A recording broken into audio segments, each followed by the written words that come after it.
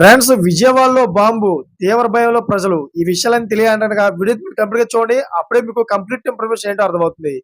అదే విధంగా చాలా మంది వీడియో చూస్తున్నారు గానీ లైక్ అని కామెంట్ చేయట్లేదు. దయచేసి లైక్ అని కామెంట్ చేయండి. లైక్ అని కామెంట్ చేయడం వల్ల ఈ ఇన్ఫర్మేషన్ అంతా మనం చాలా మందికి తెలియజేసేవాళ్ళం అవుతాం. అదే విధంగా చాలా మంది సబ్స్క్రైబ్ చేసుకోవడం మాత్రం మర్చిపోతున్నారు. దయచేసి సబ్స్క్రైబ్ చేసుకోండి. సబ్స్క్రైబ్ చేసుకోవడం వల్ల నేను చేసే ప్రతి ఒక్క అప్డేట్ మీరు ముందుగానే పొందగలుగుతారు. ఫ్రెండ్స్, విజయవాడ నగర వాసులకు బిగ్ అలర్ట్. విజయవాడలో బాంబు కలకలం రేపింది.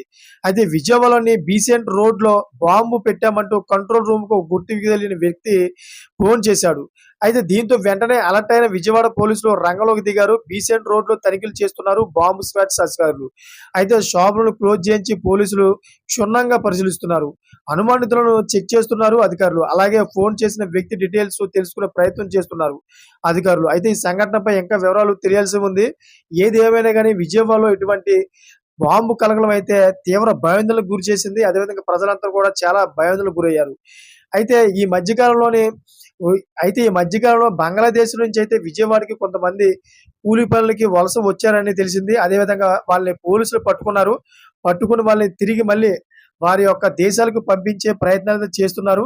ఏదేమైనా గాని బంగ్లాదేశ్ అయినా, పాకిస్తాన్ వ్యక్తులు ఒకవేళ పట్టుబడినా గాని, అటువంటి వ్యక్తులు ఉన్నా గాని ప్రభుత్వానికైతే సమాచారం ఇవ్వడం మంచిది.